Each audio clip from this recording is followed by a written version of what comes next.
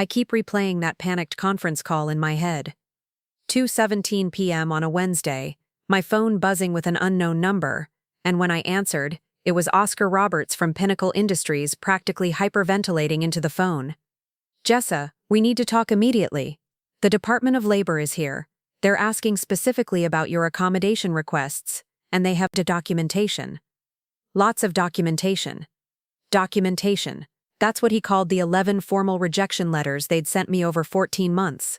11 times I'd asked for basic workplace accommodations for my chronic condition.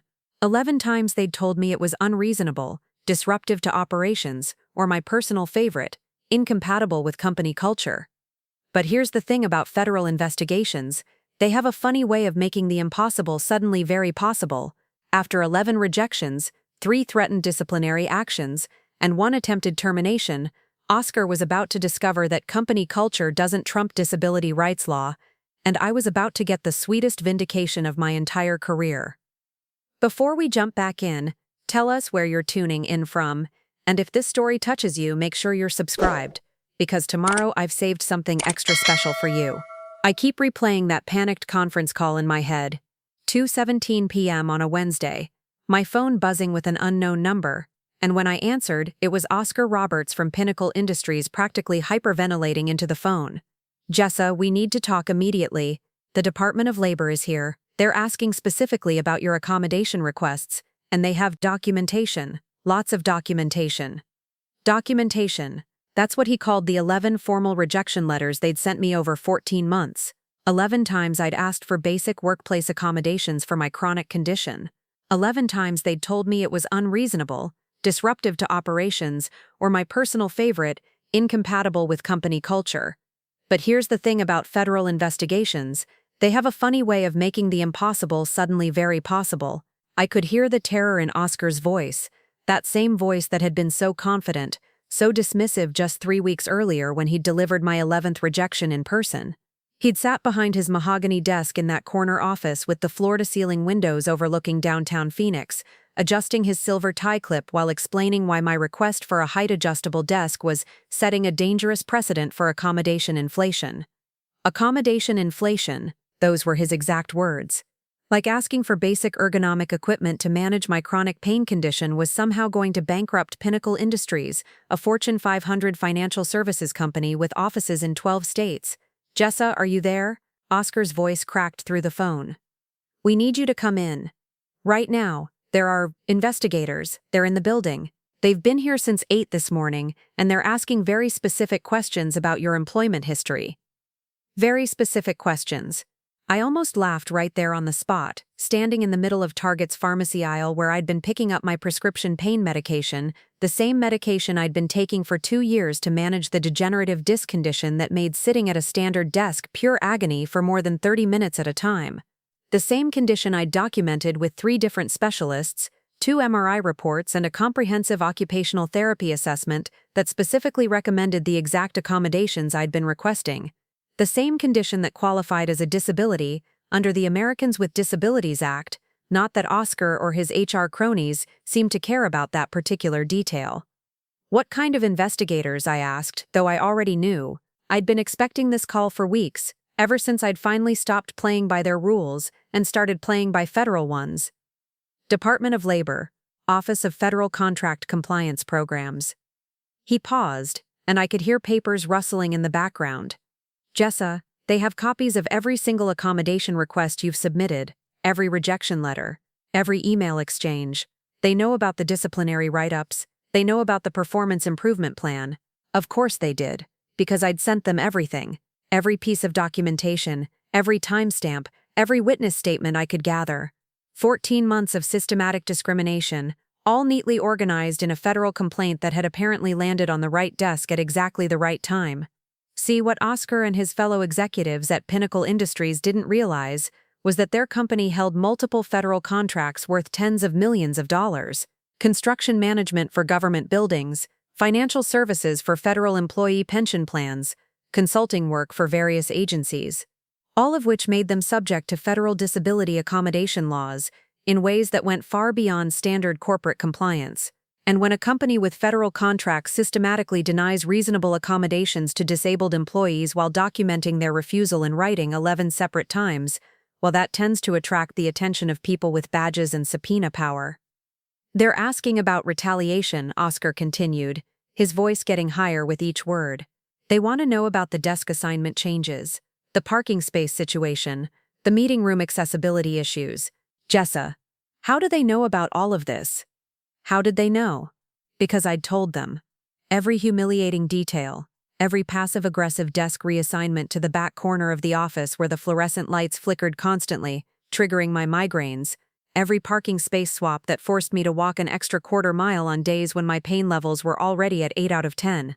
Every team-building meeting scheduled in the basement conference room with no elevator access, just to see if I'd complain. I'd documented it all. Dates, times, witnesses, photographs, built a federal case one email thread at a time. What do you want me to say? I asked Oscar, genuinely curious about his answer. Because 3 weeks ago this man had looked me straight in the eye and told me that if I couldn't perform my job duties without special equipment or accommodations, perhaps I should consider whether this position is the right fit. Those weren't just thoughtless words, they were legally actionable threats. And now they were sitting in a federal investigator's file folder, along with 11 rejection letters that were about to cost Pinnacle Industries more money than a height-adjustable desk would have cost them in 100 years. I want you to tell me this can all be resolved quietly, Oscar said, before this gets blown out of proportion. Blown out of proportion, like my civil rights were some kind of minor inconvenience that had gotten out of hand. I stood there in Target, holding my prescription bottle, thinking about 14 months of humiliation, pain, and fighting for basic human dignity in a workplace that treated disabled employees like liabilities to be managed rather than people to be valued. I'll be there in an hour, I told Oscar. And Oscar, you might want to call your legal department, you're going to need them. I'm getting ahead of myself. I always do that when I tell this story. Jump straight to the federal investigators and the panicked phone calls because that's the satisfying part. But the middle, the part where I spent over a year begging for basic human dignity, that's the part that still makes my hands shake when I think about it too long. Let me back up and properly introduce myself. My name is Jessa Johnson. I'm 31 now, but I was 29 when this nightmare began at Pinnacle Industries in Phoenix, Arizona. And before I dive into the full story, I need you to do something for me. Please hit that like button and subscribe to this channel, because I need to know there are other people out there who understand what it's like to have your own employer treat you like you're asking for the moon, when all you want is basic workplace accommodations that are literally required by federal law. Drop a comment below and tell me where you're watching from. More importantly, tell me if you've ever had to fight for disability accommodations at work. Have you ever had HR look you dead in the eye and tell you that your documented medical condition was not severe enough to warrant adjustments? Have you ever been made to feel like asking for ergonomic equipment or schedule flexibility was somehow unreasonable, entitled, or disruptive? Because that's exactly what this story is about. It's about a system that's supposed to protect disabled workers but instead forces us to become our own legal advocates. It's about HR departments that would rather risk federal investigations than spend a few $100s on accessible equipment. And it's about what happens when you finally stop asking nicely and start filing complaints with people who have actual authority. If you've been in this situation, you know the special kind of gaslighting that comes with disability discrimination. It's not the obvious cartoon villain stuff you see in movies, it's subtle, systemic, and designed to make you question whether you're being reasonable or just too sensitive. I want to hear from the person who requested flexible work arrangements for their chronic illness and was told everyone has aches and pains, you just need to push through it. I want to hear from the person who asked for accessible parking and was told walking is good exercise, it'll help with your condition. I want to hear from the person who requested ergonomic equipment and was told we can't make special exceptions for everyone who wants fancy furniture. Because here's what I learned during 14 months of fighting Pinnacle Industries. Disability discrimination in the workplace is alive and thriving in 2024. It's just gotten more sophisticated, more bureaucratic, and more carefully worded to avoid obvious legal liability. They don't say we don't hire disabled people anymore. Instead, they say your role requires flexibility that may not be compatible with accommodation needs. They don't say your disability makes you less valuable. Instead, they say accommodations would create undue hardship on normal business operations. They don't say just quit if you can't handle it. Instead, they say you should consider whether this position aligns with your long-term career goals. Preparing and narrating this story took us a lot of time, so if you are enjoying it, subscribe to our channel. It means a lot to us. Now back to the story. It's all legal speak designed to push disabled employees out while maintaining plausible deniability. And it works because most people don't have the time, energy, or resources to fight back against companies with armies of lawyers and unlimited legal budgets. I was almost one of those people. For 14 months, I played by their rules, filled out their forms, jumped through their hoops, and accepted their rejections like a good little employee who didn't want to cause trouble. I believed them when they told me my requests were unreasonable. I believed them when they said accommodations would disrupt team productivity. I believed them when they implied that asking for help was somehow selfish or entitled. And you know what that belief cost me? Months of unnecessary pain, depression, anxiety, and a slowly deteriorating sense of self-worth. Because when your own employer tells you repeatedly that your needs don't matter, you start to believe that maybe you don't matter either. But here's the thing about federal disability rights laws. They exist for a reason. The Americans with Disabilities Act wasn't passed as a suggestion or a guideline. It's federal law with real enforcement mechanisms and real consequences for companies that violate it. And when those companies also happen to hold federal contracts, well, the consequences get significantly more serious. Pinnacle Industries was about to learn that lesson the hard way. This story isn't just about my experience, though. It's about the systematic way that companies across America are still discriminating against disabled workers in 2024, confident that most of us won't fight back. It's about HR departments that are more concerned with avoiding precedent than following federal law. And it's about what happens when someone finally decides they've had enough. So if you're watching this because you're dealing with workplace disability discrimination, I want you to know two things. First, you're not alone. The statistics are staggering. MINA's studies show that disabled workers face accommodation denials at rates that would shock most people. And second, you have more power than you think. Federal law is on your side, even when your employer isn't. By the end of this story, you'll understand exactly how to document disability discrimination, who to contact when your employer violates federal law, and what happens when companies discover that avoiding a few $100s in accommodation costs can result in federal investigations, legal liability, and public exposure. Because sometimes, the best way to get justice isn't to keep asking nicely. Sometimes it's to stop asking and start reporting. Trust me on that one. Before I tell you about the federal investigation that brought Pinnacle Industries to their knees, you need to understand who I was before this whole nightmare started. Because this isn't a story about an underperforming employee trying to game the system or someone looking for special treatment. This is about what happens when a company's star performer suddenly develops a disability and discovers just how quickly valued team member becomes liability to manage. I'd been at Pinnacle Industries for 5.5 years when my accommodation battles began. Started as a junior financial analyst straight out of my MBA program at Arizona State, worked my way up to senior portfolio manager in the government contracts division. I wasn't just good at my job, I was exceptional at it. Let me give you some specific numbers because they matter for what comes later. In 2022, my portfolio generated $847 million in revenue for Pinnacle Industries. $847 million. My client retention rate was 98.7%, the highest in the entire Western region. I'd personally negotiated 3 major federal contracts that were now worth over $200 million annually to the company. The Morrison Federal Building Renovation Project, that was mine. The Veterans Affairs Pension Management Contract, also mine. The Department of Energy Consulting Agreement that had been stalled for 2 years before I took it over, closed it in 6 months with a 15% higher profit margin than originally projected. I wasn't just meeting targets, I was obliterating them. Every quarterly review for 5 years exceeds expectations across every category. I'd won the Regional Excellence Award 3 times, the company's highest individual honor. There was even talk about promoting me to regional director, which would have made me the youngest person ever to hold that position in Pinnacle's 40-year history.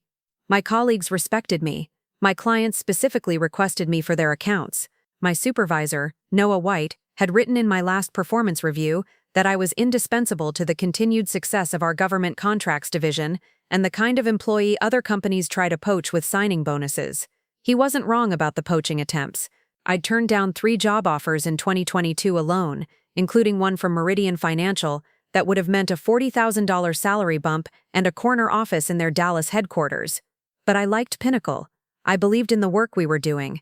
I'd built relationships with federal clients that took years to develop, and I wasn't ready to walk away from all of that. More importantly, I felt loyal to the company. Pinnacle had given me my first real shot in financial services. They'd promoted me based on merit, not politics. They'd supported my professional development, paid for additional certifications, sent me to industry conferences. When I'd requested time off for my father's funeral in 2021, they'd been genuinely compassionate and supportive. I thought I was part of a workplace family. I thought my track record had earned me some goodwill for when life inevitably got complicated. I was spectacularly wrong. My degenerative disc condition developed gradually. It started as occasional lower back pain in early 2023, the kind of thing you ignore because you're busy and assume it'll go away on its own. But it didn't go away. It got worse. Much worse. By March 2023, I was having trouble sitting for more than 30 minutes without significant pain. By April, I was taking over-the-counter pain medication just to get through 8-hour workdays. By May, I was scheduling my client meetings strategically around when I could tolerate sitting in conference room chairs. The diagnosis came in June 2023, after months of tests, physical therapy attempts, and hoping the problem would resolve itself. Degenerative disc disease affecting my L4 and L5 vertebrae. Not the end of the world, according to my neurologist Dr. Gwenval Beckett, but definitely something that required ongoing management and workplace accommodations. The good news, Dr. Beckett had told me during that diagnosis appointment, is that with proper ergonomic support and some schedule flexibility, most of my patients with this condition maintain full productive careers. The key is not letting workplace demands make the condition worse. Proper ergonomic support, schedule flexibility, these seemed like reasonable requests for someone who generated nearly $1 billion in revenue for their employer over 5 years. I was so naive. See, what I didn't understand at the time was that disability discrimination isn't about your value to the company. It's not about your track record or your client relationships or your irreplaceable institutional knowledge. It's about whether the people making accommodation decisions see disabled employees as assets worth investing in or problems to be solved. And at Pinnacle Industries, the people making those decisions had already decided which category I belonged in. Looking back, I can see the subtle signs I missed at the time.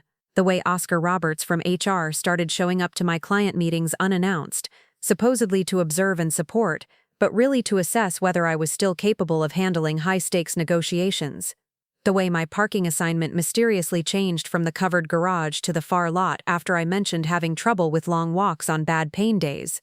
The way meeting locations suddenly shifted to rooms that required climbing stairs, with no explanation for the change. They were testing me, seeing how much discomfort I'd tolerate before complaining, documenting every wince, every request for breaks, every accommodation need that could later be used to justify pushing me out. But I didn't see it then. I was too busy trying to prove that my disability wouldn't affect my performance, too focused on maintaining my reputation as the dependable star performer who never caused problems. That was my first mistake, because at Pinnacle Industries, having a disability was already causing problems, whether I acknowledged it or not. The first time I asked for workplace accommodations was completely reasonable. This was July 2023, just 2 weeks after Dr. Beckett's official diagnosis, and I approached it the same way I approached everything at Pinnacle Industries, professionally, thoroughly, and by the book. I'd done my research, spent hours on the EAOC website reading about reasonable accommodations under the ADA, reviewed Pinnacle's own employee handbook, which had an entire section about their commitment to providing equal opportunities for all employees regardless of disability status. I even consulted with an occupational therapist who specialized in workplace ergonomics to make sure my requests were medically appropriate and cost-effective. The accommodations I was requesting were textbook reasonable: a height-adjustable desk to allow me to alternate between sitting and standing throughout the day, an ergonomic chair with proper lumbar support, the option to take brief walking breaks during long meetings, and permission to occasionally work from home on days when my pain levels made the 45-minute commute to downtown Phoenix particularly difficult. That's it. No major schedule changes, no reduced responsibilities, no expensive equipment overhauls. The desk and chair would have cost Pinnacle maybe $800 total. The work-from-home option would have saved them money on office overhead. The walking breaks would have taken 5 minutes out of hour-long meetings. I filled out Pinnacle's formal accommodation request form, all 6 pages of it, with the kind of detail I usually reserved for federal contract proposals. I attached Dr. Beckett's medical certification, which explicitly stated that my condition qualified as a disability under the ADA, and that the requested accommodations were medically necessary to prevent further deterioration. I included a letter from the occupational therapist explaining how ergonomic workstations were standard practice for employees with lower back conditions. I researched the costs and provided 3 different vendor quotes for the equipment, showing that Pinnacle could get everything I needed for under $1,000. I even included examples of how other major financial services companies handled similar accommodations, including detailed case studies from industry publications about successful ergonomic programs that had actually improved productivity and reduced workers' compensation claims. My request packet was 23 pages long, professional, comprehensive, and impossible to dismiss as unprepared or unreasonable. I submitted it directly to Oscar Roberts in HR on a Monday morning, July 17, 2023. Handed it to him personally with a smile and a brief explanation that I was dealing with a medical condition that required some minor workplace adjustments. "No problem at all, Jessa," Oscar had said, barely glancing at the packet. "We'll review this and get back to you within our standard time frame. Should be pretty straightforward." Standard time frame, according to Pinnacle's employee handbook, was 10 business days. Straightforward, he'd said. I actually felt optimistic walking back to my cubicle that morning. 2 weeks later, I still hadn't heard anything. I sent a polite follow-up email to Oscar, asking about the status of my request. His response was a single line, "Still under review. These things take time. 3 weeks, 4 weeks." I was checking my email obsessively, calling the HR department daily, leaving voicemails that went unreturned. Meanwhile, my condition was getting worse. The standard height desk in my cubicle was torture after an hour of sitting. The cheap office chair had 0 lumbar support and was making my pain levels spike during important client calls. I started bringing a cushion from home to sit on, which earned me sideways looks from colleagues. I began standing during phone conferences, which made it impossible to take proper notes on complex federal regulations. I was popping ibuprofen like candy and going home exhausted every single day, not from the mental demands of my job but from physically fighting through 8 hours of preventable pain. Finally, 5 weeks after submitting my request, I got called into Oscar's office for what he termed an accommodation consultation meeting. I brought a copy of my original packet, thinking maybe there had been some confusion or missing documentation. Oscar sat behind his massive desk with my request packet closed in front of him, clearly unread. I could see the edges of the pages were still crisp, unstained by coffee rings or paper clips, all the signs of documents that had been sitting in a filing cabinet rather than being actively reviewed. "Jessa," he began with that patronizing smile I would come to hate over the next 14 months, "we've given your request careful consideration and I'm afraid we can't approve the accommodations you've outlined." I felt my stomach drop. "Can you tell me why? Is there missing documentation? Are the costs too high? I can research alternative options if—" "It's not about the costs," Oscar interrupted. "It's about maintaining consistency in our workplace policies. If we start making special accommodations for individual employees, where does it end?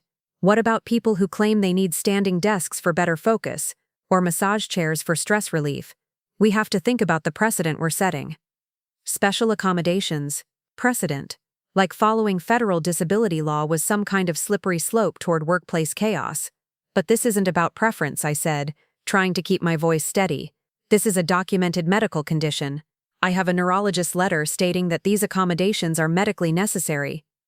Oscar shuffled through his copy of my packet like he was seeing it for the first time. "Yes, I see that. But our company physician has reviewed your documentation and determined that your condition doesn't appear to substantially limit any major life activities." Company physician? I hadn't been examined by any company physician. No one had contacted Dr. Beckett for additional information. They'd made a medical determination about my disability status without any medical consultation whatsoever. "Who is your company physician?" I asked, because I'd be happy to provide additional documentation or schedule an independent medical examination if that would help.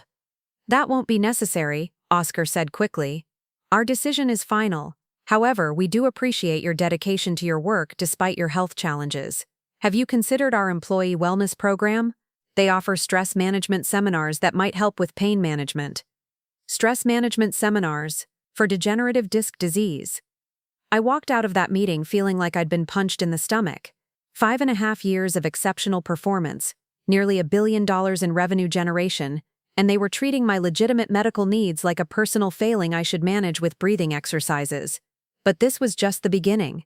Because what I didn't know at the time was that Oscar Roberts and Pinnacle Industries had already decided I was a problem to be managed out, not an employee to be accommodated.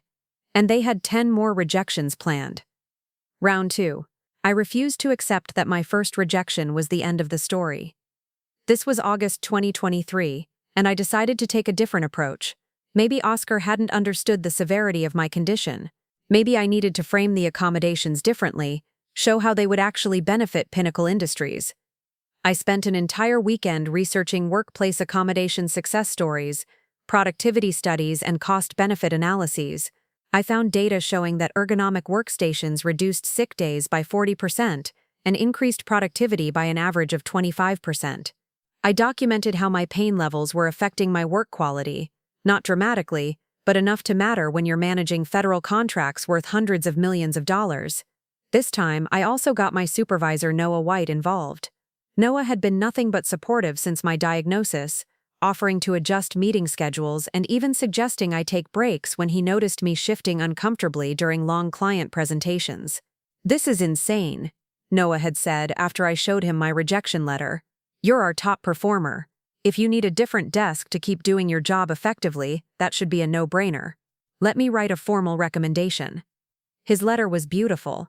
3 pages detailing my exceptional performance, my irreplaceable client relationships, and his professional opinion that the requested accommodations were not only reasonable but essential for maintaining our department's success.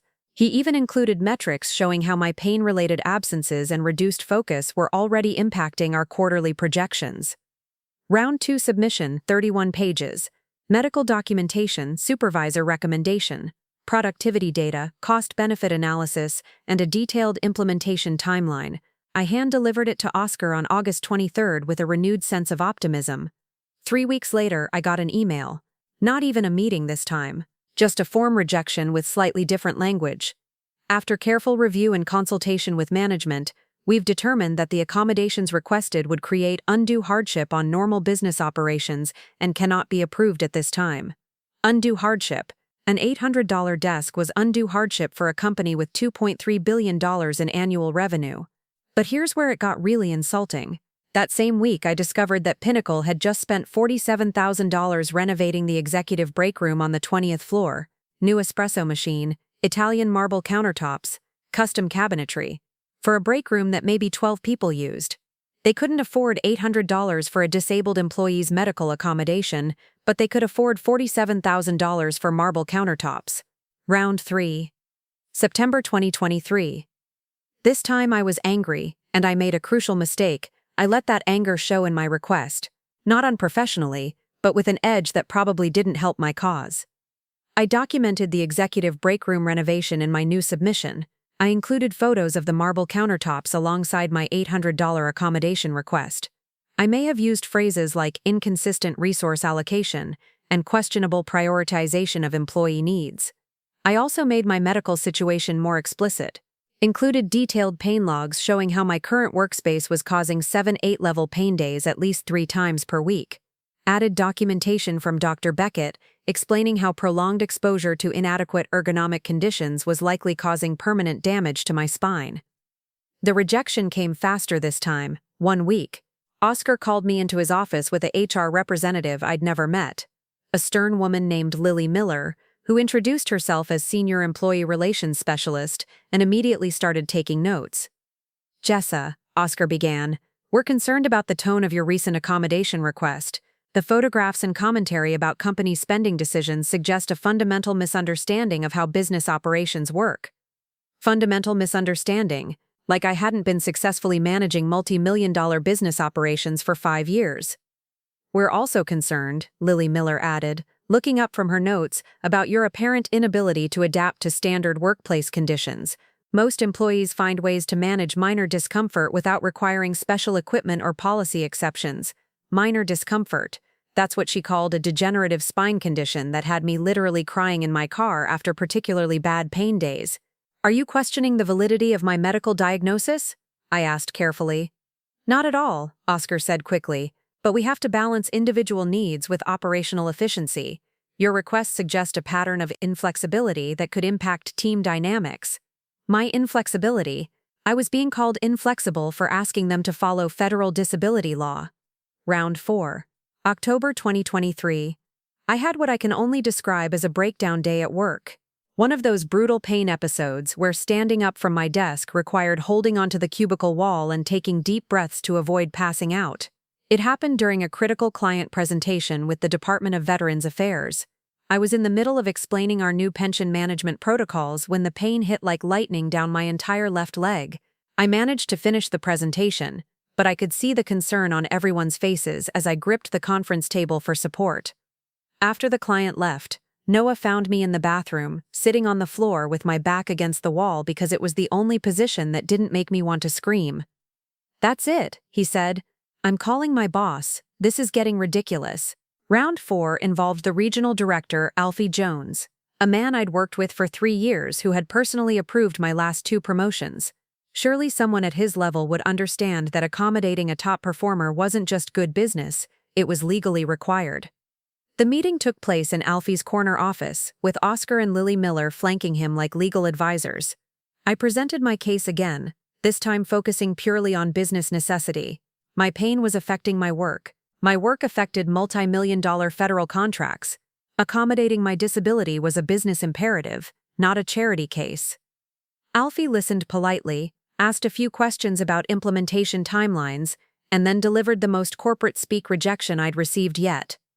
"Jessa, while we value your contributions to the organization, we have to consider the broader implications of individual accommodation requests. Setting precedents for equipment modifications could create expectations among other employees that we simply cannot meet across our entire workforce." Setting precedents, like following the law, was some kind of dangerous experiment. "What about the ADA?" I asked directly. "Aren't reasonable accommodations required by federal law?" "The key word is reasonable," Lily Miller interjected, "and reasonableness includes considering the impact on other employees, operational workflow, and company resources." Round 5. November 2023. I was getting desperate, and I made another mistake. I started researching lawyers. Not because I wanted to sue Pinnacle, but because I needed to understand my rights better. What I learned terrified me. According to every employment attorney website I visited, everything Pinnacle was doing was textbook disability discrimination. The pattern of rejections, the questioning of my medical diagnosis, the focus on precedent and operational impact instead of genuine evaluation of accommodation reasonableness, it was all classic ADA violation behavior. Armed with this knowledge, I submitted my 5th request with legal terminology and direct citations to federal disability law. I outlined how each of their previous rejections violated specific ADA provisions. I included documentation showing that identical accommodations had been approved at comparable companies without operational disruption. This time, the rejection came with a warning, a formal letter from Pinnacle's legal department, signed by Associate General Counsel Teddy Thomas, explaining that my pattern of persistent accommodation requests despite clear policy decisions was creating unnecessary administrative burden and could be considered insubordination for asking for legally required disability accommodations. The letter also included language about performance concerns and ability to adapt to workplace requirements, clear setup for disciplinary action if I didn't stop advocating for myself. Round 6, December 2023. I was exhausted, demoralized, and starting to seriously consider just quitting. My pain levels were constant now, affecting my sleep, my mood, my ability to enjoy anything outside of work. I was spending my lunch breaks lying in my car in the parking garage, trying to get 15 minutes of relief from the torture of sitting in that standard height chair. But I had one card left to play. I requested a meeting with Pinnacle's Disability Services Coordinator, a position that, according to the employee handbook, existed specifically to help employees navigate accommodation requests. Turns out that position was held by Oscar Roberts. The same person who had been rejecting my requests for 5 months was supposedly the company's disability advocate. The conflict of interest was so obvious, so blatant, that I actually laughed during the meeting. Here was the man who had been systematically denying my accommodations, sitting across from me with a straight face, explaining how Pinnacle Industries was committed to supporting employees with disabilities through our comprehensive accommodation process. "You are the accommodation process," I pointed out. "You're the person who's been rejecting every request I've made, and I've given each request careful consideration based on company policy and operational requirements," Oscar replied smoothly. "The fact that your requests haven't been approved doesn't indicate any bias or discrimination.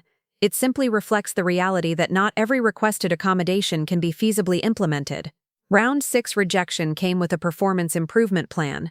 Suddenly, after 5 years of exceptional reviews, I was being placed on formal disciplinary status for failure to adapt to standard workplace conditions and repeated disruption of normal HR processes. They were building a case to fire me, and they were doing it openly, confidently, like they were completely certain I would never fight back. They were wrong about that. January 15th, 2024, the day everything changed. The day I stopped believing that Pinnacle Industries would ever do the right thing voluntarily and started realizing that some fights require federal intervention. It was a Monday morning, and I was already running late because I'd spent 20 minutes in my apartment's parking garage, sitting in my car and taking deep breaths, trying to psych myself up for another day of torture disguised as employment. The performance improvement plan Oscar had placed me on in December meant every interaction was now documented, every bathroom break timed, every sign of pain or discomfort potentially used as evidence that I couldn't perform essential job functions. I walked into the office to find my entire workstation had been moved, not relocated, my 20 locate. Back corner of the floor, directly under a fluorescent light that strobed constantly, next to the mechanical room where the HVAC system created a constant low-frequency hum that made concentration nearly impossible. But here's the really brutal part. They'd replaced my regular desk with an even lower one, some kind of vintage secretary desk that couldn't have been more than 26 inches high, forcing me to hunch over my computer like I was working in a cave. The chair was one of those ancient wheeled disasters from the 1990s with springs that had long since given up any pretense of support. I stood there staring at this setup, realizing that they weren't just denying my accommodation requests anymore. They were actively making my working conditions worse. This wasn't neglect or bureaucratic inefficiency. This was deliberate cruelty. "Problem with your new workspace?" I turned around to find Lily Miller standing behind me with a clipboard, and that same fake concerned expression she'd been wearing during our previous meetings. She was clearly there to document my reaction, to see if I would cause a disruption by complaining about my obviously sabotaged work environment. "This desk is lower than the old one," I said carefully, trying to keep my voice neutral, "and the lighting here is extremely harsh. Could we discuss relocating to a more appropriate workspace?" "All workspace assignments are made based on operational needs," Lily replied, scribbling notes. "If you're unable to perform your job duties from this location, we may need to reassess whether your current position is appropriate for your limitations." My limitations, not the company's refusal to follow federal law, my limitations. I spent that first day in my new workspace torture chamber taking detailed notes. Every pain spike, every time I had to stand up and stretch, every moment when the fluorescent strobe made my vision blur. By lunch I was already at a 6 out of 10 on the pain scale. By 3 p.m., I was fighting back tears. But the real breaking point came during the quarterly review meeting with our biggest client, the Department of Energy. This was a $340 million contract renewal discussion, the kind of high-stakes meeting where I'd previously shined, where my expertise and client relationships had saved Pinnacle millions in potential lost revenue. The meeting was scheduled for 3 hours, 3 hours in a conference room with chairs that felt like medieval torture devices, sitting at a table height that forced me to crane my neck upward to see the presentation screens. Within 40 minutes, I was in agony. Within an hour, I was having trouble concentrating on complex regulatory discussions because the pain was so distracting. I tried everything I could think of, shifted positions constantly, stood up during break periods, even attempted to participate in discussions while standing at the back of the room. But nothing helped, and I could see the Department of Energy representatives starting to notice my obvious discomfort. The moment that broke me happened around hour 2. I was in the middle of explaining our new compliance monitoring protocols when a pain spike hit so hard that I actually gasped audibly. Not a subtle intake of breath, a full gasp that made everyone in the room turn to look at me. "Are you all right, Ms. Johnson?" asked Dr. Emma Taylor, the Department of Energy's lead contract administrator, a woman I'd worked with professionally for 3 years. "I'm fine," I managed, though my voice was clearly strained. "Just let me continue with the monitoring protocols." But I wasn't fine. The pain was radiating down my leg in waves, making it difficult to stand without swaying. I could feel sweat beading on my forehead despite the conference room being air-conditioned to Arctic temperatures. My hands were shaking as I tried to navigate through the presentation slides. Noah White, who was co-presenting with me, stepped in to finish my portion of the presentation. Professional, seamless, protecting both me and the client relationship. But I could see the concern in his eyes, and more importantly, I could see the calculation happening in Oscar Roberts' expression as he sat in the back corner, no doubt documenting another example of my inability to perform essential job functions. After the client left, successfully, thank God, contract renewal secured, I made a decision that probably saved my career and my sanity. Instead of going back to my torture desk, I walked out of the building, got in my car, and drove straight to Dr. Beckett's office. "This is unacceptable," Dr. Beckett said after I described my workplace situation. "What they're doing isn't just cruel, it's medically dangerous. Forcing someone with your condition to work in ergonomically hostile conditions could cause permanent nerve damage." She immediately wrote a new letter, this one far more explicit about the medical necessity of accommodations and the potential legal liability Pinnacle was creating by ignoring my needs. She also referred me to an occupational medicine specialist who could provide additional documentation about the specific workplace modifications required for my condition. But more importantly, Dr. Beckett asked me a question that changed everything. "Have you considered filing a complaint with the Equal Employment Opportunity Commission? Because what you're describing sounds like textbook disability discrimination." That night, I did something I probably should have done months earlier. I started researching federal disability rights enforcement, not just the theoretical legal requirements, but the actual complaint process. Who investigates ADA violations? What documentation is required? How long investigations take? What kinds of remedies are available?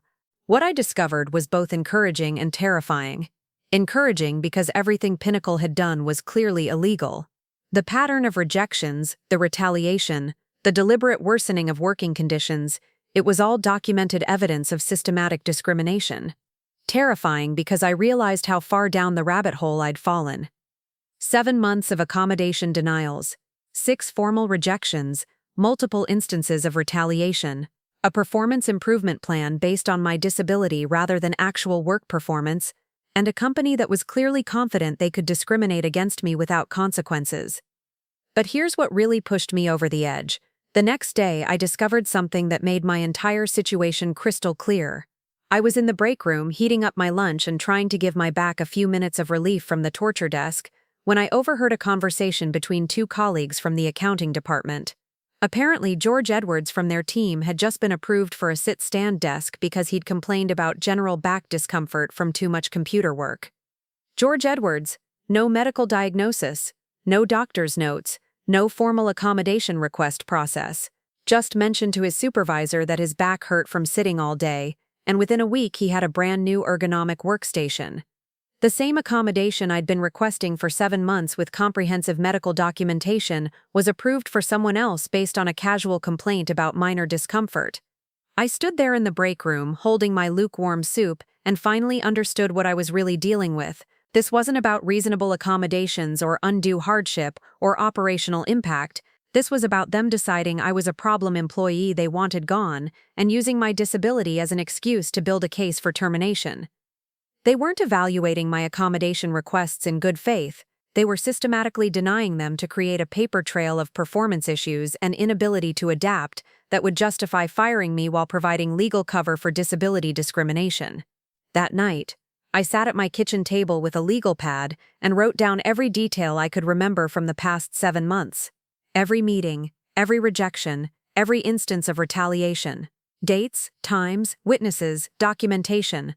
I organized it chronologically, then by category, then by severity of discrimination.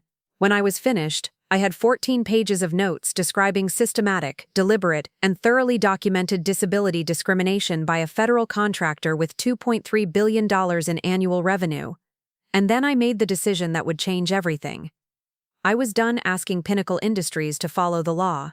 I was going to report them to the people whose job it was to enforce the law. But first, I had one more accommodation request to submit, not because I thought they'd approve it, but because I needed to document their final definitive refusal before filing my federal complaint. Round 7 was coming, and this time I wasn't just playing by their rules anymore. But here's what Oscar Roberts and the entire executive team at Pinnacle Industries didn't know. They'd just declared war on someone who specialized in reading federal contract compliance requirements for a living. See, my job for the past 5 years had been managing government contracts worth hundreds of millions of dollars. I knew federal compliance regulations better than most lawyers. I understood how government oversight worked, what triggered investigations, and exactly which agencies had enforcement authority over companies that did business with the federal government. And Pinnacle Industries did a lot of business with the federal government. February 2024, Round 7. But this time, I wasn't just submitting another accommodation request. I was conducting a comprehensive audit of Pinnacle's federal contract obligations while simultaneously building the most thorough discrimination complaint in EEOC history. It started with a simple question that had been nagging me for weeks. If Pinnacle was so confident they could ignore disability accommodation requirements, what other federal compliance obligations were they cutting corners on?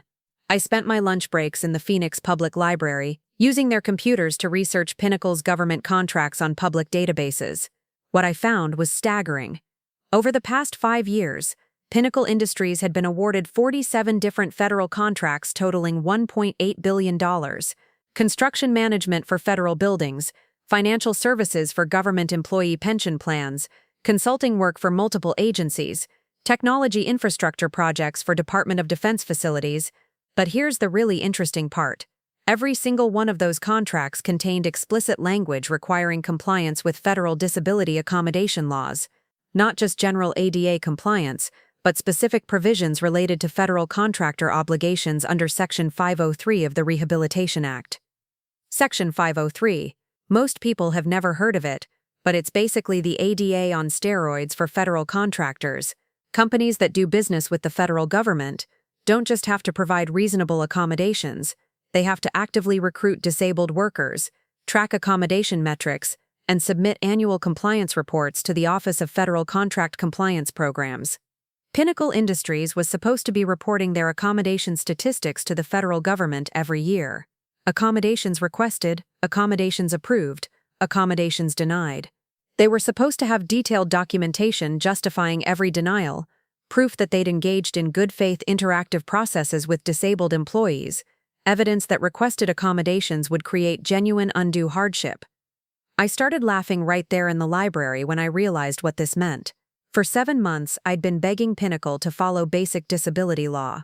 Meanwhile, they were supposed to be proactively exceeding those requirements because of their federal contract obligations. They weren't just violating my rights, they were violating the terms of nearly $2 billion in government contracts. Round 7 submission was different. Still a formal accommodation request, but this time I included specific references to Section 503 compliance requirements and Pinnacle's obligations as a federal contractor. I attached copies of their government contract language requiring disability accommodation compliance. I even included a helpful summary of the annual reporting requirements they were supposed to be following. The rejection came within 48 hours. Fastest response I'd ever received.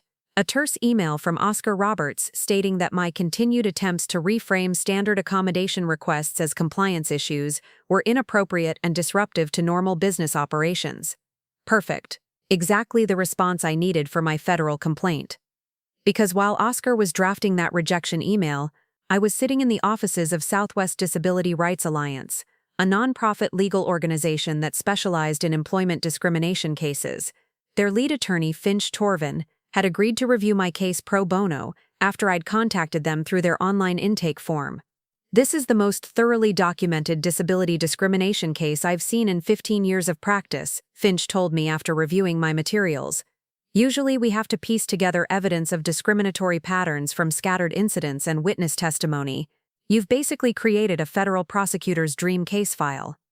He was right. 7 formal accommodation requests with comprehensive medical documentation, 7 detailed rejections citing increasingly absurd justifications, multiple instances of retaliation, including the deliberate worsening of my working conditions, a performance improvement plan clearly linked to my disability rather than actual performance issues, and now documentation that Pinnacle was simultaneously violating federal contractor obligations worth nearly $2 billion. But here's what makes this case really special, Finch continued. Most EEOC complaints take months or years to investigate because the Commission has limited resources and thousands of pending cases. But when you file a complaint against a major federal contractor for systematically violating Section 503 requirements, that gets prioritized. The Department of Labor's Office of Federal Contract Compliance Programs doesn't mess around with contractors who put government money at risk. On February 28, 2024, I filed 2 separate federal complaints.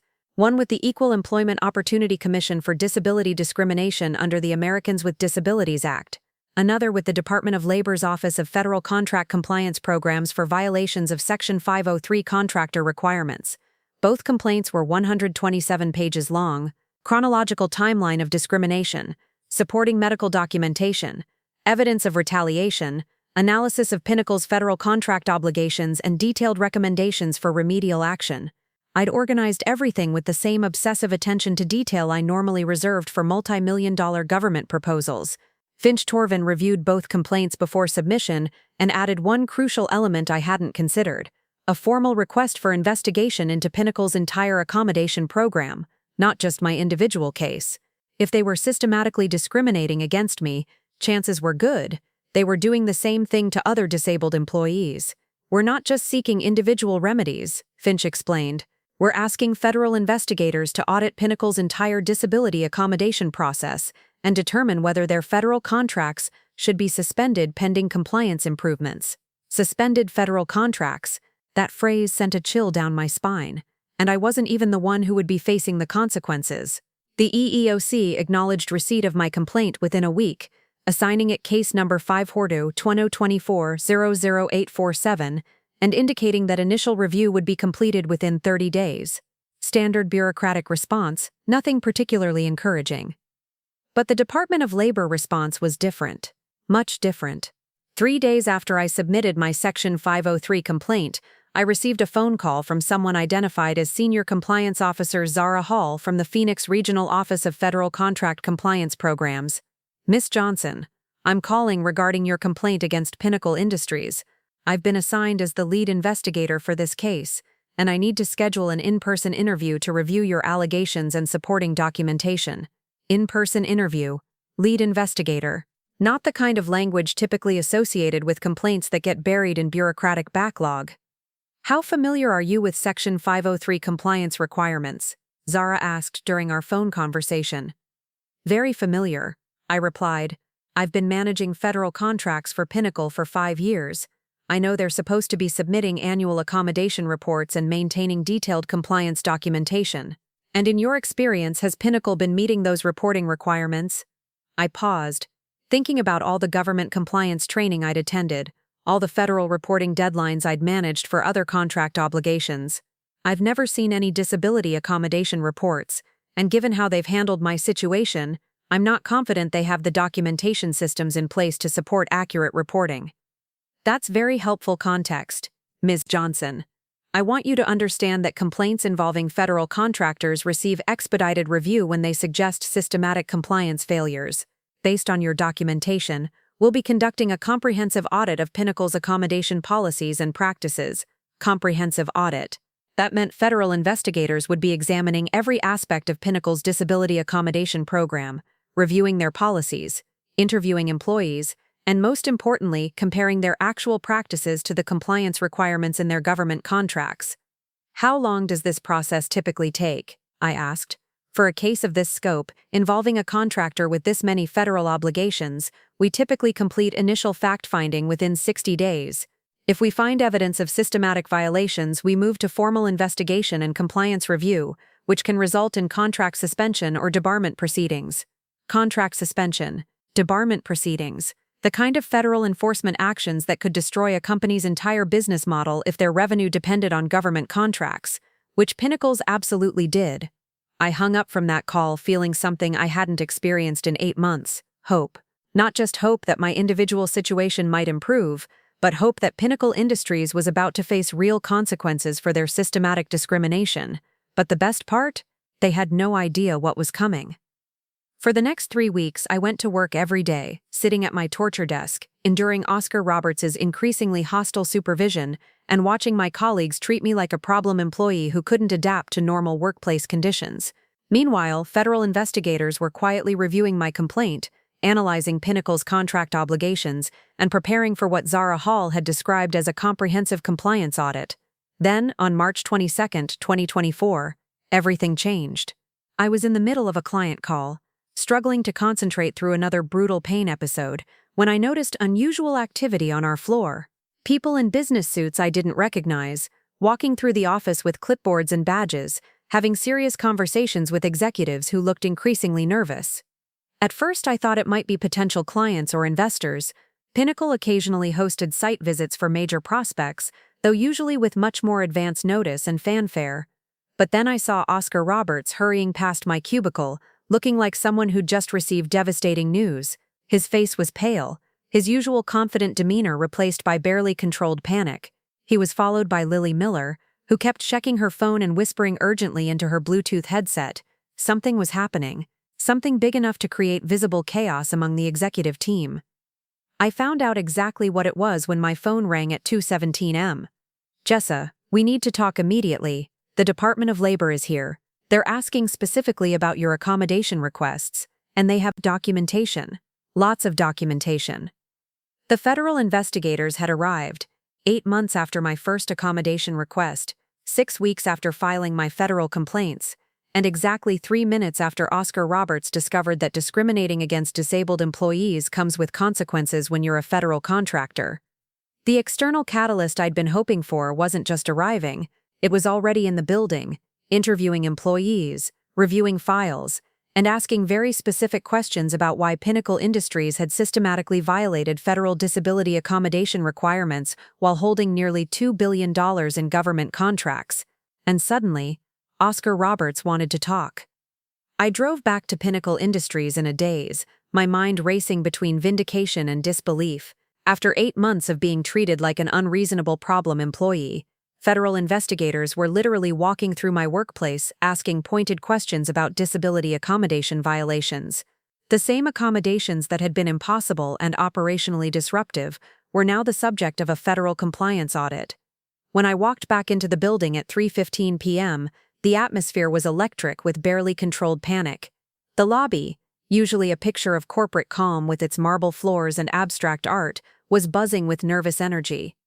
Employees were clustering in small groups, whispering about the government people who had arrived that morning with badges and briefcases. I badged into the elevator, rode up to the 15th floor, and immediately noticed that my torture desk in the back corner was no longer occupied by me. Someone had moved all my belongings, computer, files, personal items, to a completely different workstation. Not just any workstation, but one of the premium corner spots with natural lighting, adjustable height capability, and an ergonomic chair that probably cost more than my monthly rent. There was a note on the new desk, written in Oscar Roberts' unmistakable handwriting: "Temporary workspace reassignment pending accommodation review.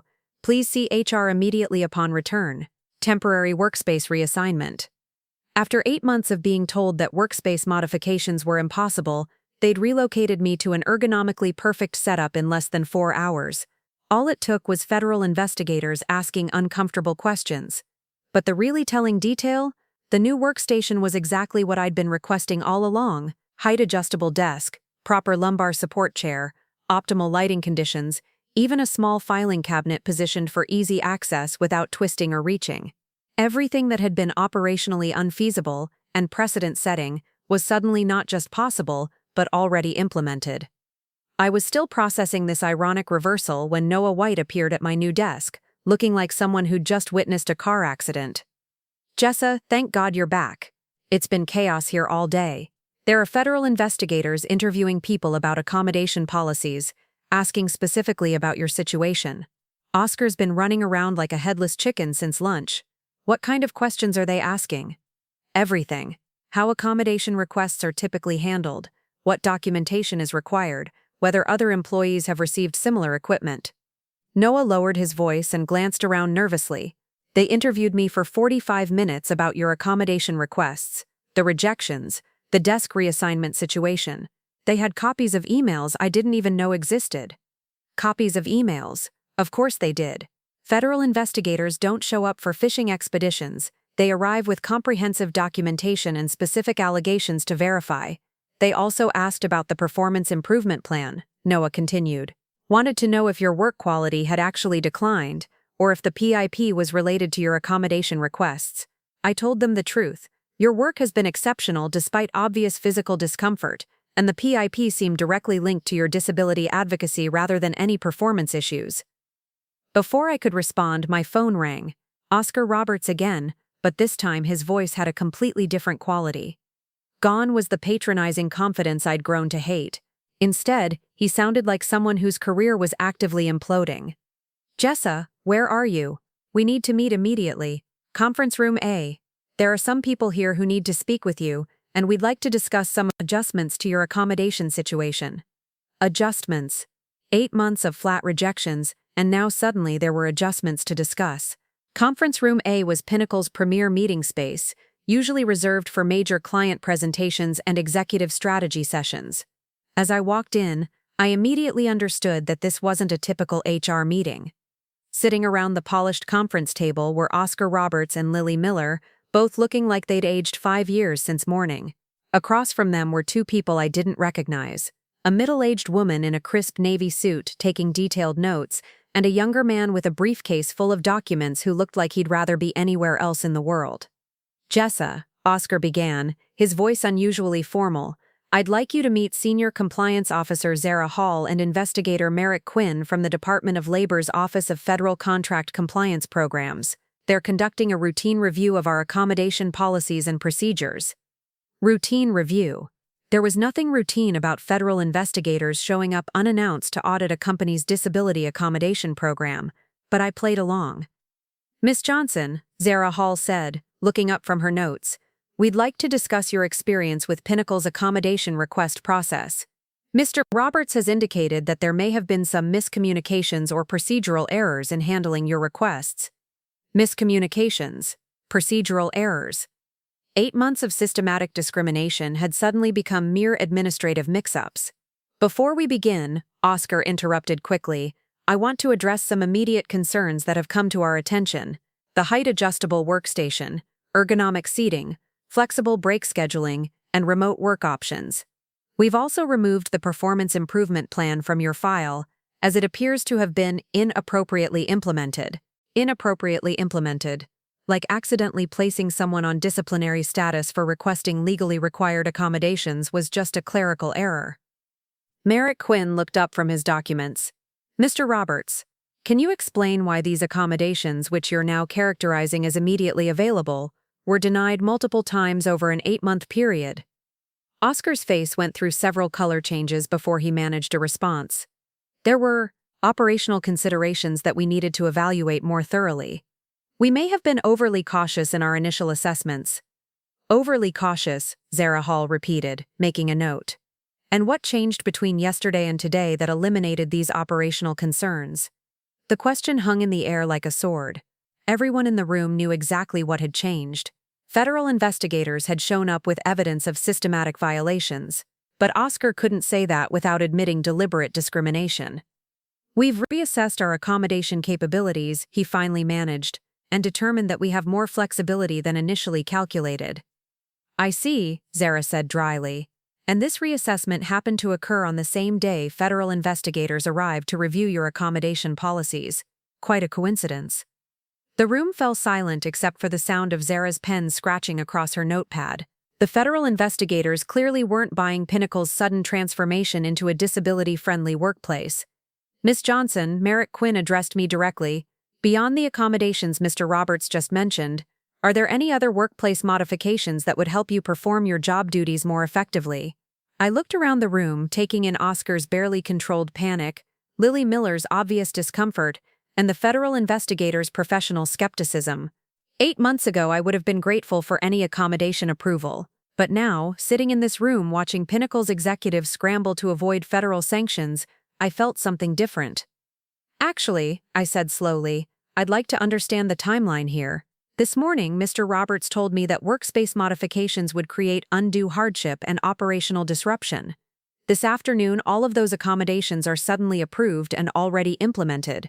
What specific operational changes occurred between 9 a.m. and 3 p.m. that made the impossible suddenly possible? Oscar started to answer, but Zara Hall held up a hand to stop him. That's an excellent question, Miss Johnson. Mr. Roberts, I'd also like to hear your explanation for this timeline. Well, Oscar began, then stopped, started again. The accommodation review process is complex. Sometimes initial assessments need to be refined based on additional information. What additional information? Merrick Quinn asked. According to the documentation we've reviewed, Ms. Johnson provided comprehensive medical certification, cost analyses, implementation timelines, and supervisor recommendations with her initial request 8 months ago. What new information became available today? Oscar looked like a man drowning in his own corporate speak. The additional information was Roberts. Zara Hall interrupted. Are you saying that it took Pinnacle Industries 8 months to determine whether they could afford an $800 desk for a disabled employee? $800. When she said it like that, in front of federal investigators reviewing a company with $2.3 billion in annual revenue, the absurdity was undeniable. But Pinnacle wasn't finished with their desperate damage control efforts. Lily Miller, who had been silent throughout the meeting, suddenly opened a folder and began reading from what was obviously a prepared script. In addition to approving Ms. Johnson's accommodation requests, we're also implementing several proactive measures to demonstrate our commitment to disability inclusion. A $15,000 retention bonus, effective immediately, promotion to senior director level with corresponding salary adjustment, assignment to our new remote work pilot program with full-time work-from-home flexibility. $15,000, promotion to senior director, full-time remote work. Everything they'd told me was impossible, financially unfeasible, and operationally disruptive was suddenly not just available, but being offered proactively. And, Lily continued, clearly reading from her script, we'd like Ms. Johnson to lead our company-wide accessibility review committee, working directly with executive leadership to ensure all employees receive appropriate accommodation support. Lead the accessibility review committee. They wanted me to fix the very system that had been systematically discriminating against me for 8 months. Zara Hall and Merrick Quinn exchanged glances that spoke volumes. In their experience investigating federal contractors, companies don't spontaneously offer massive salary increases and promotions to employees unless they're desperately trying to avoid federal sanctions. These are certainly generous offers, Zara said carefully. Ms. Johnson, what's your response to Pinnacle's accommodation approvals and additional proposals? I looked around the room one more time, at Oscar Roberts, who 8 hours earlier had been confident he could discriminate against me without consequences, at Lily Miller, who had spent months questioning the validity of my medical condition, at the federal investigators who had the power to suspend Pinnacle's government contracts if they found evidence of systematic violations. For 8 months, I'd been begging these people to treat me like a human being with legitimate medical needs. For 8 months, they'd made me feel like asking for basic accommodations was unreasonable, entitled, and disruptive. Now, facing potential federal sanctions, they were offering me everything I'd originally requested, plus massive financial incentives to make the problem go away quietly. I appreciate the accommodation approvals, I said finally, but I'd like some time to consider the additional offers. This is all quite sudden, given that yesterday I was on a performance improvement plan for requesting these same accommodations. Of course, Oscar said quickly, take all the time you need. There's no pressure whatsoever. No pressure, except for the federal investigators taking notes on every word spoken in this room. As we wrapped up the meeting, Zara Hall handed me her business card. Ms. Johnson, our investigation will continue regardless of any agreements you reach with Pinnacle. We'll be in touch to schedule a more detailed interview about your experiences. Walking back to my mysteriously perfect new workstation, I couldn't help but smile. 8 months ago, I'd submitted my first accommodation request believing that Pinnacle Industries was a reasonable company that would do the right thing when presented with legitimate medical needs. Now I knew better. Sometimes the only way to get justice isn't to keep asking nicely. Sometimes it's to stop asking and start reporting to people with enforcement authority. And sometimes, watching your employer panic when federal investigators show up is the sweetest vindication of all. They gave me exactly 72 hours to consider their offers. 72 hours to decide whether $15,000, a promotion to senior director, and full-time remote work was enough to make me forget 8 months of systematic discrimination and civil rights violations. I spent those 3 days doing something I hadn't been able to do in nearly a year, working from a pain-free environment. The new ergonomic workstation they'd scrambled to provide was everything I'd originally requested and more. Height-adjustable desk that let me alternate between sitting and standing throughout the day. Premium ergonomic chair with lumbar support that actually worked. Proper lighting that didn't trigger migraines. Even a small refrigerator for my prescription medications. It was perfect, exactly what I'd been begging for since July 2023. And it made me angrier than any of their previous rejections had. Because sitting at that workstation, finally able to focus on my job without constant physical pain, I couldn't stop thinking about all the unnecessary suffering they'd put me through. Every day I'd gone home exhausted from fighting through preventable agony. Every client meeting where I'd struggled to concentrate because my back felt like it was on fire. Every night I'd lain awake wondering if I was really asking for too much, if maybe I was the problem. 8 months of torture that could have been eliminated with an $800 desk and a phone call to the facilities department. But more than that, I kept thinking about something Zara Hall had mentioned during our follow-up interview. Pinnacle Industries employed over 3,200 people across 12 states.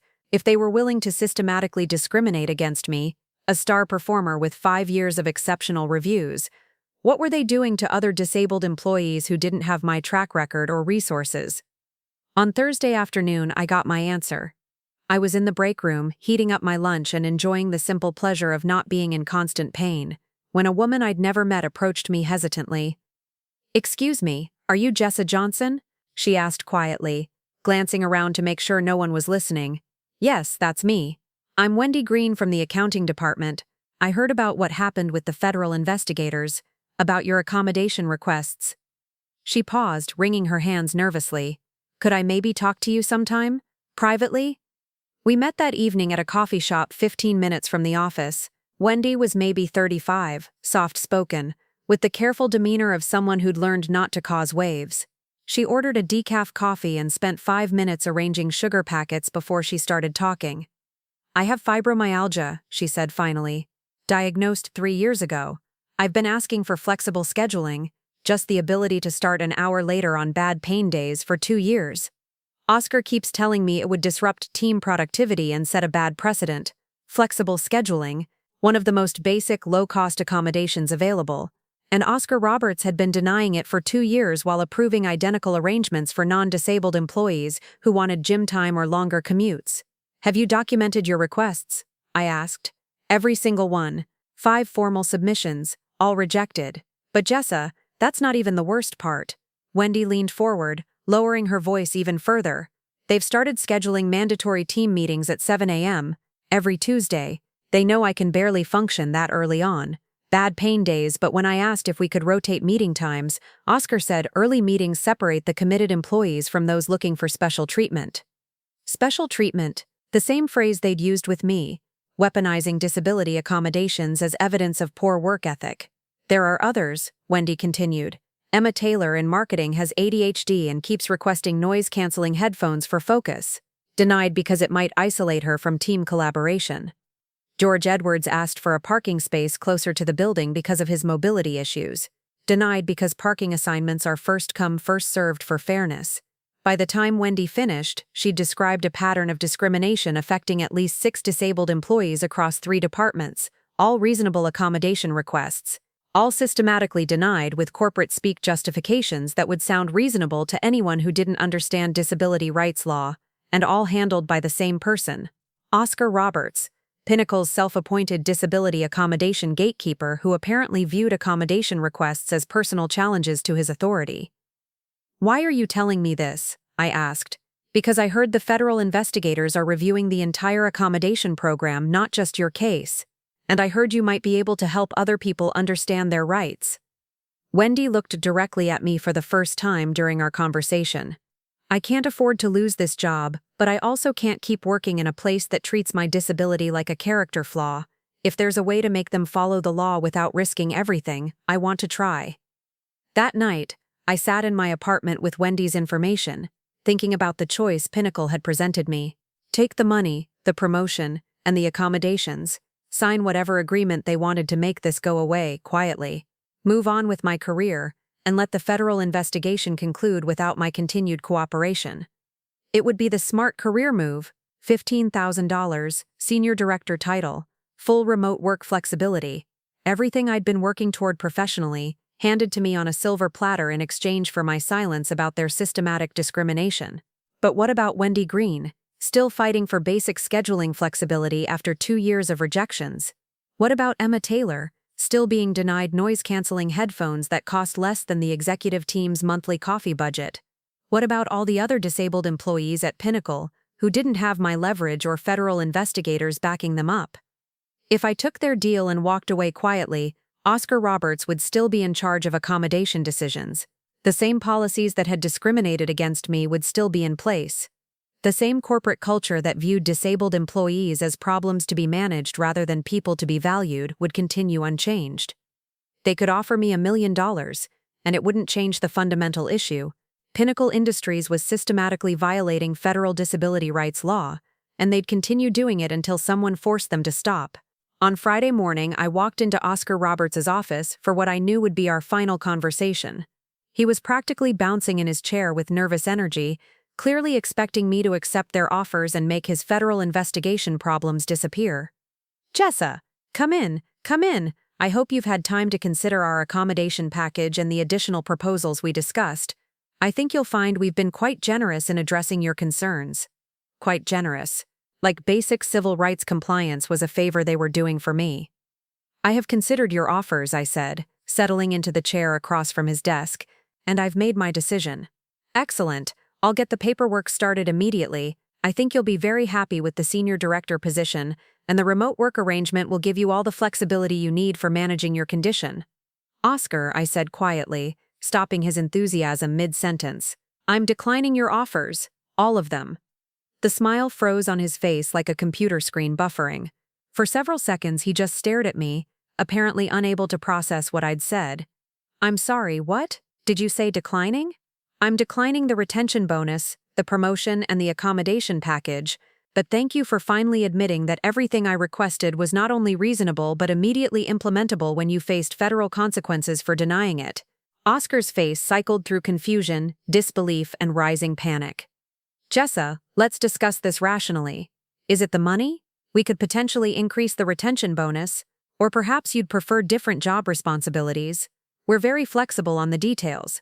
It's not about the money, Oscar. It's not about the title or the responsibilities or any of the individual components of your offer." "Then what? What would it take to resolve this situation amicably?" I leaned forward, looking directly at him. "It's about the 8 months you made me beg for basic human dignity. It's about being told my documented medical condition wasn't severe enough to warrant an $800 desk. It's about being placed on a performance improvement plan for advocating for my civil rights. It's about the systematic discrimination you've been inflicting on disabled employees for years while confident you'd never face consequences." Oscar started to interrupt, but I held up a hand. "Do you know what I learned this week? Wendy Green has been requesting flexible scheduling for her fibromyalgia for 2 years. 2 years of denials for an accommodation that costs literally nothing to implement. Emma Taylor has been asking for noise-canceling headphones for 6 months, denied because you think they might interfere with team collaboration. George Edwards requested accessible parking, denied because you believe parking assignments should be first come, first served for fairness. Those situations are different," Oscar said weakly.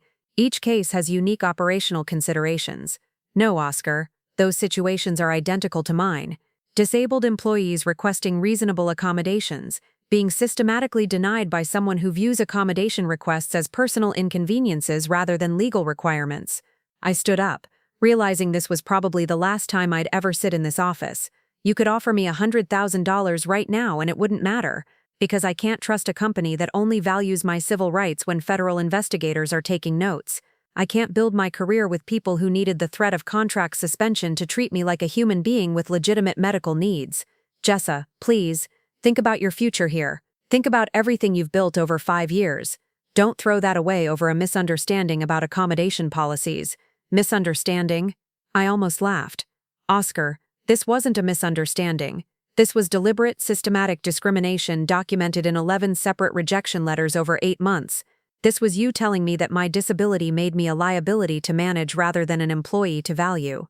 We're willing to make significant changes to our accommodation policies, he said desperately. You could lead that effort.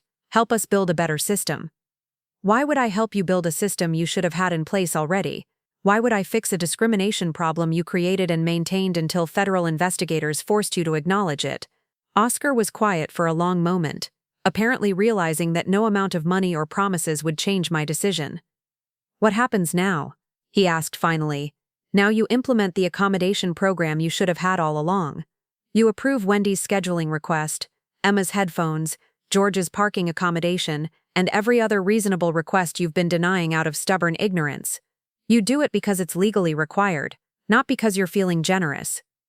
I walked toward his office door, then stopped and turned back. And Oscar, when the Department of Labor completes their investigation, when they review every accommodation denial over the past 5 years, when they determine whether Pinnacle's federal contracts should be suspended for systematic civil rights violations, remember that all of this could have been avoided with an $800 desk and basic human decency. What about your position here? What about your career? I smiled, feeling lighter than I had in months. My career will be fine, but your federal contracts, those might need some work.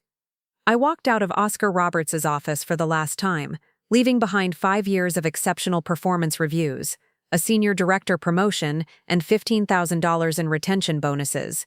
But I kept something more valuable, my self-respect and the knowledge that some principles are worth more than any amount of money companies offer to buy your silence.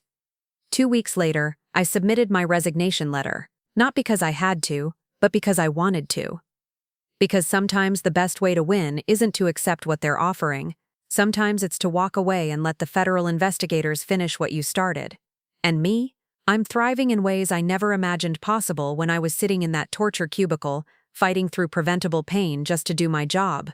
Every morning when I log into my client calls from my perfectly ergonomic home office, with natural lighting streaming through my windows and my back supported by a chair that actually works, I think about that strobing fluorescent light and that 26-inch high punishment desk, and I feel nothing but profound relief that I chose principles over payoffs. But let me back up and tell you exactly what happened after I walked out of Oscar Roberts' office for the last time, because the consequences were even more satisfying than I'd hoped. My resignation letter was exactly 1 paragraph long. Effective April 15, 2024, I am resigning from my position at Pinnacle Industries to pursue opportunities with organizations that demonstrate genuine commitment to civil rights compliance and employee dignity. I will continue cooperating fully with ongoing federal investigations. I hand-delivered it to Oscar on a Tuesday morning. His face went through the same color changes I'd witnessed during our final meeting. Confusion, disbelief, panic. He actually asked if I was sure I wanted to make this decision in the heat of emotion, and whether I'd consider staying if they enhanced the compensation package even further. I told him that dignity isn't for sale, thanked him for teaching me that lesson so thoroughly, and walked out. Within 6 hours, my phone started ringing. Word travels fast in the federal contracting world, especially when star performers leave major companies under circumstances involving federal investigations. I had 3 job offers by the end of the week, including one from Morrison Federal Solutions, Pinnacle's biggest competitor, offering a 40% salary increase, full remote work, and the title of Regional Director of Government Relations. But the offer that really caught my attention came from Southwest Disability Rights Alliance. Finch Torvin, the attorney who'd helped me file my federal complaints, called with an unexpected proposition. "We've been watching how you handled the Pinnacle situation," he said.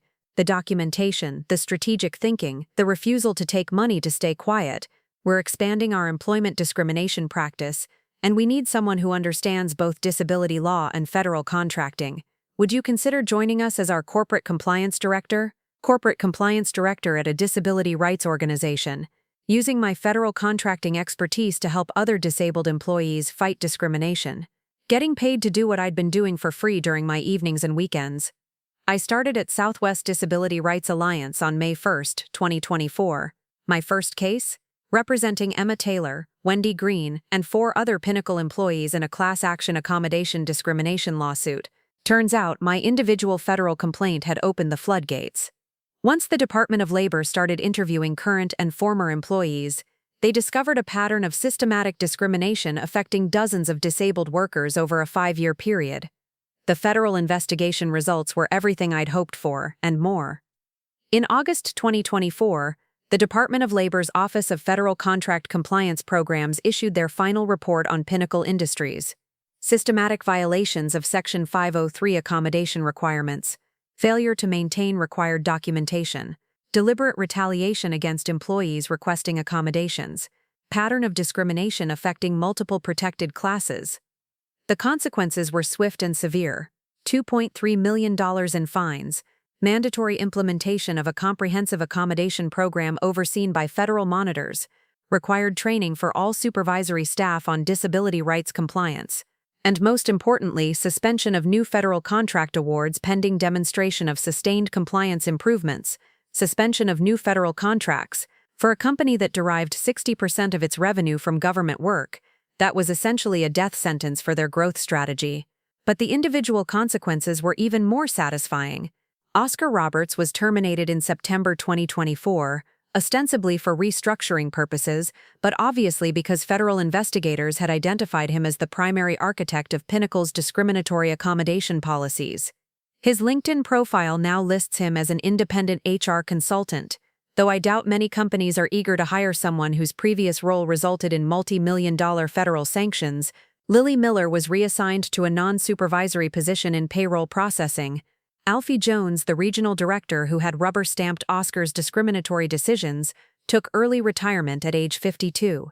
The entire executive team that had enabled 8 months of systematic discrimination faced career consequences that $15,000 retention bonuses couldn't fix. Meanwhile, the disabled employees who had been suffering under their policies finally got the accommodations they'd been requesting for years. Wendy Green received her flexible scheduling accommodation within a week of the federal report's release. Not just permission to start an hour later on bad pain days, but a comprehensive flexible work arrangement that let her manage her fibromyalgia without sacrificing her career. When I spoke with her last month, she told me that simple accommodation had improved her quality of life more than any medical treatment she'd tried. Emma Taylor got her noise-canceling headphones plus a quiet workspace, plus flexible break scheduling for her ADHD management. Her productivity increased so dramatically that she was promoted to senior marketing analyst within 6 months. George Edwards received accessible parking, ergonomic equipment, and workplace modifications that enabled him to reduce his pain medication by half while improving his job performance. Every single accommodation that Oscar Roberts had deemed operationally disruptive or precedent-setting was implemented without any negative impact on business operations. In fact, Pinnacle's productivity metrics actually improved once they stopped forcing disabled employees to work through preventable barriers. But perhaps the most important outcome was systemic change. The federal monitoring requirements meant Pinnacle had to completely rebuild their accommodation program from scratch. They now have a dedicated disability services coordinator, not Oscar Roberts wearing multiple hats, but a qualified professional whose only job is ensuring compliance with accommodation requirements. They track accommodation metrics, report regularly to federal overseers, and face ongoing scrutiny that makes future discrimination both easily detectable and catastrophically expensive. The class action lawsuit we filed on behalf of affected employees was settled in February 2025 for $4.7 million, divided among 23 current and former disabled employees who had been systematically denied accommodations. The settlement also included individual compensation for lost wages, medical expenses, and emotional distress caused by deliberate discrimination. My portion of that settlement was enough to pay off my student loans, buy a house with a fully accessible home office, and establish an emergency fund that gives me the security to advocate for others without worrying about financial retaliation. But the most meaningful outcome has been the work I'm doing now. Over the past 8 months, I've helped investigate accommodation discrimination cases at 17 different companies, from small nonprofits to Fortune 500 corporations. The patterns are depressingly similar: disabled employees making reasonable requests, HR departments treating accommodation needs like personal failings, and companies confident they can discriminate without consequences until federal investigators start asking questions. What I've learned through this work is that Pinnacle Industries wasn't an aberration. Workplace disability discrimination is pervasive, systematic, and largely invisible until someone with resources and documentation decides to fight back. Most disabled employees don't have the privilege of expert knowledge about federal contracting compliance or access to attorneys willing to work pro bono. They suffer in silence, quit in frustration, or accept inadequate accommodations because they don't know their rights or can't afford to enforce them. That's why I'm sitting here telling you this story, because if you're watching this video, chances are good that either you or someone you know is dealing with workplace disability discrimination right now. And I want you to understand 3 crucial things. First, you're not asking for too much. Reasonable accommodations aren't favors or special treatment. They're civil rights guaranteed by federal law. When employers tell you that your accommodation requests are unreasonable, disruptive, or precedent-setting, they're often telling you that they don't want to follow the law, not that they legally can't. Second, you have more power than you think. Companies fear federal investigations, especially those with government contracts. Document everything, know your rights, and don't hesitate to file complaints with the EEOC or Department of Labor when employers violate accommodation requirements. The worst thing that can happen is you'll improve conditions for yourself and other disabled workers. Third, you're not alone in this fight. There are organizations, attorneys, and advocates who specialize in disability employment discrimination. You don't have to navigate complex federal compliance requirements by yourself. If you're dealing with accommodation discrimination right now, here's what I want you to do. Document every request, every rejection, every instance of retaliation. Research your employer's federal contracts and compliance obligations. Connect with disability rights organizations in your area. File complaints with appropriate federal agencies when employers violate your rights. And please share your experiences in the comments below. Tell me what accommodations you've requested, how your employer responded, and what support you need to advocate for yourself effectively. Because disability discrimination thrives in silence and isolation, but it crumbles when we share information and support each other. Drop a comment about where you're watching from and what disability rights issues matter most in your workplace. Have you been denied reasonable accommodations? Are you afraid to request accommodations because of potential retaliation? Do you work for a company that talks about inclusion but doesn't follow through with actual policy changes? Your stories matter. Your experiences help other disabled workers understand they're not alone. Your willingness to speak up creates the community solidarity that makes systemic change possible. And hit that subscribe button because I'm going to keep sharing stories about workplace disability discrimination, federal compliance enforcement, and the sweet satisfaction that comes when companies discover that civil rights violations have consequences. I'll be covering accommodation denial patterns, retaliation tactics, federal investigation processes, and most importantly, success stories where disabled workers fought back and won. To anyone out there thinking about accepting a settlement to stay quiet about discrimination, or wondering whether fighting back is worth the risk, I want you to remember something. Companies offer money to buy your silence because they know their behavior was wrong and they're afraid of consequences. The bigger the offer, the more evidence you probably have of systematic violations. Don't let them buy your silence. Don't let them pay you to enable their continued discrimination against other disabled workers. Use your leverage to create systemic change, not just individual compensation, because at the end of the day, the money they offer you to stay quiet isn't worth as much as the dignity that comes from standing up for your rights and the rights of every disabled worker who comes after you. Trust me on that one. I turned down their offers, filed federal complaints, and walked away from a lucrative settlement to pursue justice instead of just personal gain. Best decision I ever made. Up next, you've got 2 more standout stories right on your screen. If this one hit the mark, you won't want to pass these up. Just click and check them out. And don't forget to subscribe and turn on the notification bell so you don't miss any upload from us.